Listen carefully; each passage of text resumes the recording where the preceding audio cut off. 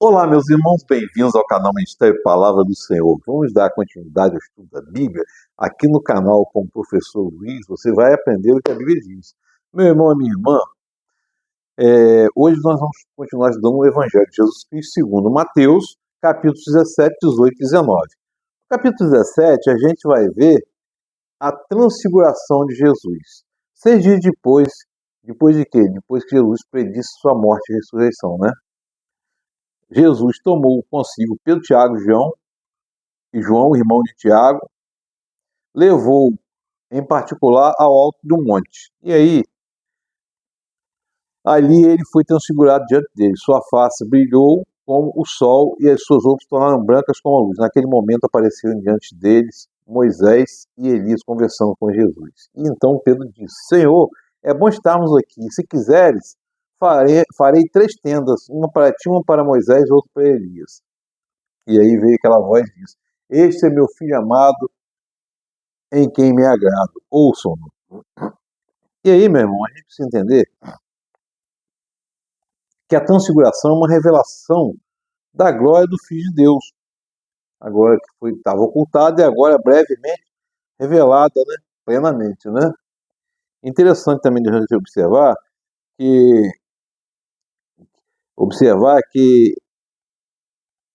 isso aqui, essa transfiguração, essa mostra da glória de Deus, na verdade, servia de ânimo para os discípulos que estavam muito desanimados depois do anúncio de Jesus Cristo sobre sua morte sua morte, né, e ressurreição. Eles estavam desanimados. Então foi uma experiência benéfica para eles, né? Pois eles tinham se lembrado muito antes lá do sofrimento que Jesus iria passar, né? E quando falo alto do monte aqui, esse alto do monte aqui, ele é desconhecido. Mas, como faz referência a Cesareia de Filipe aqui, pode-se pensar que se refere ao Monte Hermon, né? Que é imediatamente ali a nordeste da cidade, né? E vai continuar. E Jesus respondeu: de fato, Elias vem restaurar todas as coisas. E aqui, é, que antigamente se falava, no Antigo Testamento estava falando lá que Elias viria e restauraria todas as coisas. Por isso que Jesus está se referindo aqui. E a presença lá de Moisés e Elias é interessante, que Moisés, ele é representante da antiga aliança, né? E da promessa de salvação que viria dentro em breve, seria cumprido. E Elias aparece como nomeado para restaurar todas as coisas. Diz que falavam a respeito da morte de Jesus. Eles falavam a respeito da morte de Jesus. Então ali a gente tem Moisés, que recebeu a antiga aliança, era representante da antiga aliança, Elias, que restauraria, e Jesus Cristo, em que se cumpriria a nova aliança, o novo testemunho, o novo testamento, né? E aí a gente vê quando a voz que vem de lá de Deus, meu filho amado em quem me agrado, é, é a mesma voz e uma referência, uma lembrança do batizado de Jesus no Jordão, onde o Pai falou, o Espírito Santo desceu ao Filho e estava sendo batizado. Tá? E aí, meu irmão, minha irmã, saindo dali, quando chegaram onde estava a multidão, Jesus saiu de lá do monte, depois da transfiguração, foi para onde estava a multidão, aproximou-se dele um homem, se ajoelhou diante dele e disse: O Senhor tem misericórdia de mim, do meu filho. Ele tem ataques e vem sofrendo muito, às vezes cai no fogo ou na água. Eu trouxe os seus discípulos, mas não puderam curá-lo. Então Jesus respondeu: Ó geração incrédula e perversa, até quando estarei com vocês? Até quando terei de suportá-lo? Suportar aqui não é suportar no sentido de tolerar. Suportar é de dar suporte mesmo, né?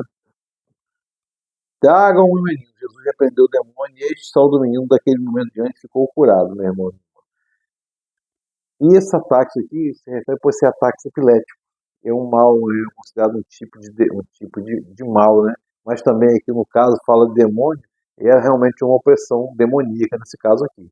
Porque o mundo espiritual, ele é invisível, e invisível não quer dizer existência, mas ele atua e influencia diretamente o mundo real. É por isso que é preciso conhecer a Bíblia e estar em oração sempre, né? E aí, os discípulos perguntaram a ele por que não puderam expulsar, né, o demônio do menino. Porque a fé de vocês tem é pequena. Eu asseguro, se você tiver fé do tamanho de um grão de mostarda, poderão dizer desse monte, vai daqui para lá e nada será impossível. Está dizendo, a fé de um grão de mostarda é pequenininha assim. E é lógico que o monte não vai daqui para lá, mas isso aqui é uma hipérbole que Jesus usa muito, é uma representação, né, do poder da fé. Porque o que não é a fé? A fé não é uma força produzida por nós, não é uma comoção. A fé ela é uma força operosa que ela é produzida por Jesus Cristo, consumada por Jesus. Então ter fé na sua fé não é fé, é arrogância. Você tem que ter fé em Cristo Jesus. A fé é aquela força que no sofrimento não te deixa entrar em desespero. A fé não te livra de nenhum sofrimento, mas te sustenta no sofrimento. Porque Jesus está no nosso lado. E Ele deixou para nos consolar e nos confortar o Espírito Santo. Então a gente vê aí, a gente percebe aí o quanto Jesus nos calçou, nos deixou calçado, nos deixou apoiado e sustentado para que a nossa fé não seja pequena e não seja diminuída, né? E aí vai ter aqui a questão do imposto do templo, né? Quando Jesus e seus discípulos chegaram a Cafarnaum era a cidade conhecida como a cidade de Jesus, e foi nos arredores de Cafarnaum, uma cidadezinha pequenininha, tinha lá 1.000 habitantes, mais ou menos, que Jesus exerceu o ministério dele naquela redondeza ali. Chegaram a Cafarnaum, os coletores dos impostos de 2 dracmas vieram a Pedro e perguntaram: o mestre de vocês não paga imposto do templo?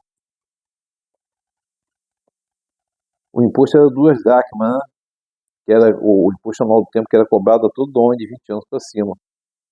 Sim, paga, respondeu ele. Quando Pedro entrou em casa, Jesus foi o primeiro a falar, perguntando: o que você acha, de quem os reis da terra cobram tributos e impostos?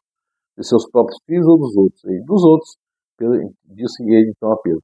Então os filhos estão isentos, mas para não escandalizar, porque o Senhor do templo é quem? Deus. Por isso que diz que o filho está isento, ele não precisa pagar o imposto, porque Jesus é o Filho de Deus. Para não escandalizar, vá ao mar, joga no anzol, tire o primeiro peixe que você pegar, abre a boca e encontrará uma moeda de 4 dracmas. Pega e entregue para pagar o meu imposto e o seu. Olha só, minha irmã, minha irmã. E o capítulo 18 vai ter aquela questão, chegaram a Jesus e perguntaram: quem é o maior no reino dos céus? Aquela questão dele ser maior ou menor, aquela disputa, você vê que eles não entenderam nada aqui ainda, né? Jesus chamou uma criança e colocou no meio dele. Eu digo, asseguro que se vocês não se convertam e se tornem como crianças, jamais entrarão no reino dos céus. Criança aqui no sentido de pureza, de inocência, não no sentido da ignorância da palavra. A palavra tem que estar no nosso coração e buscando sempre a gente conhecer e estudar a palavra, né? E aí Jesus vai falar outra vez do cuidado dele, do cuidado e do objetivo do Evangelho. Tá? Cuidado para não desprezarem um dos pequeninos, pois digo-lhes que os anjos deles nos céus estão sempre vendo face a face meu Pai Celeste. O Filho do Homem veio para salvar o que havia se perdido. Então, o que vocês acham? Se alguém possui 100 ovelhas e uma delas se perder, não se deixar as 99 nos montes e ir lá procurar que se perdeu? É disso que se trata. Todos nós estávamos perdidos e fomos achados. Então por que a gente vai condenar o irmão que está lá? Em vez de a gente levar o evangelho com peso, mostra o evangelho que é para a salvação, né? Buscar o irmão. E a tratar a ofensa com o irmão aqui, irmão da igreja, está falando aqui. Se o irmão pecar contra você, vá a sós com ele, mostre o erro. Se uma forma de ele molestar, né? Se ouvir, ganhou o irmão, mas se ele não ouvir, ou leve consigo um ou mais dois outros, de modo que qualquer acusação seja confirmada pelo depoimento dos testemunhas. Se ele se recusar a ouvir, conte a igreja. Se ele se recusar a ouvir também a igreja, trate-o como pagão publicano, ou seja, deixa de lado. Deixa de lado, meu irmão. Não entre em contenda. Não entre em contenda. Porque amar ao próximo como a ti mesmo. E aí, como deve ser perdoado? 70 vezes 7, ou seja, incontáveis vezes. Mas o perdão faz mais bem a gente do que o que é perdoado. Nós, ao liberarmos perdão, estamos sendo beneficiados com o perdão. E aí, Jesus conta a parábola do servo impiedoso. Então Pedro aproximou-se de Jesus e perguntou: Senhor, quantas vezes eu deveria perdoar meu irmão? Quantas vezes pecar contra mim? Até 7 vezes, que 7 é um número completo de perfeição, né? Jesus falou: eu lhe digo não até 7, mas 70 vezes 7. Ou seja, não tem limite para perdão. Quantas vezes você peca, eu peco, e Jesus nos perdoa durante a vida? Mesmo que estejamos salvos, continuamos pecadores. Então é preciso que a gente deixe esse aspecto de arrogância, de santidade produzido pela religiosidade, pela religião. Não. A nossa doutrina de fé está no Evangelho, é o Evangelho de Jesus Cristo, meu irmão amigo. E aí Jesus vai tratar no capítulo 19 acerca do divórcio, acerca das crianças, vai falar sobre o jovem rico. Tendo acabado de dizer essas coisas, Jesus saiu da Galiléia e foi para a região da Judéia. Outro lado, né? Que depois foi chamado Transjordânia, hoje é a Jordânia. Grandes multidões o seguiu e ele as curou-lhe. Respondeu: Vocês não leram que no princípio o Criador disse que ele os fez homem e mulher, e disse: Por essa razão o homem deixará pai e mãe, se unirá sobre a mulher, e serão dois uma só carne. Portanto, que Deus uniu, ninguém separe. Perguntaram: Então por que Moisés deu a certidão de divórcio? A mulher e manda embora. Jesus respondeu: Permitiu que você haja dessa mulher por causa da dureza do coração de vocês, mas não foi assim desde o princípio. E aqui a gente tem que analisar uma coisa: Deus criou o homem e a mulher, mas Deus não criou logo depois para o homem casar com várias mulheres, a poligamia. Isso é um erro. Isso é um erro. E essa questão de divórcio aqui é uma questão de dureza do coração. E essa questão serão dois de uma só carne está falando da união conjugal, da união sexual. E o filho, o que é? O filho é uma consequência do casamento, da união sexual, da união conjugal. E no filho estão herança genética do pai e da mãe, serão dois de uma só carne, que é o filho. Entretanto, aqui não está dizendo para abandonar pai e mãe, que muita gente acha: meu pai e minha mãe, eu casei, agora essa aqui é a minha família. Realmente, a família constituída, depois é a sua família, mas o pai e a mãe é a família original. Ele disse aqui não para abandonar, mas para deixar o pai e a mãe no sentido de sair de casa e viver com a família, e cuidar da família, e não abandonar pai e mãe. Né? Então Jesus disse: Deixe vir as minhas criancinhas e não as impeço, pois dele é o reino do céu. Pertence aos que são semelhantes a ela. Ok. Que as criancinhas são semelhantes a Jesus. São semelhantes em quê? Nós devemos ser semelhantes em quê, as criancinhas? Na pureza de coração, na inocência e no olhar. É disso que Jesus está falando aqui, meu irmão, de pureza de coração. Né? E aí vamos ver, para finalizar esse capítulo, a história do jovem rico. Mestre, que farei de bom para ter a vida eterna? Ele não respondeu: Você me pergunta sobre o que é bom? Há um somente que é bom. Se você quer entrar na vida, obedeça os mandamentos. Quais? Ele respondeu: Não matarás, não adulterarás, não furtarás, não darás falso testemunho. Honra teu pai e tua mãe, amarás o próximo a ti mesmo. Você está falando, Jesus está falando da lei. Está escrito na lei.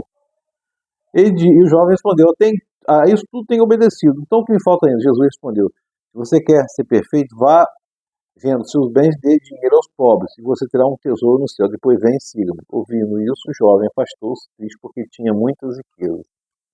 E Jesus falou: É mais fácil um camelo passar pelo fundo de uma agulha do que um rico entrar no reino do céu. Não está falando da riqueza, nem para ninguém se desperdiçar a riqueza. Está dando um exemplo aqui do apego material.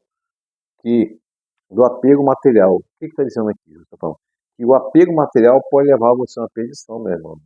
Por isso que ele está usando a hipérbole do camelo.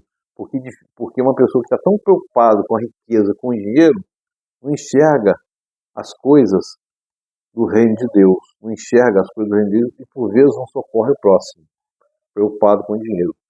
Então, não, o dinheiro é para a gente ser servido dele, e não estar servil a ele. É disso que Jesus Cristo está falando. Meu irmão, minha irmã, que o Espírito Santo de Deus esteja sobre nós, nos confortando, nos consolando, nos fazendo entender a mensagem. Deus nos abençoe. Amém.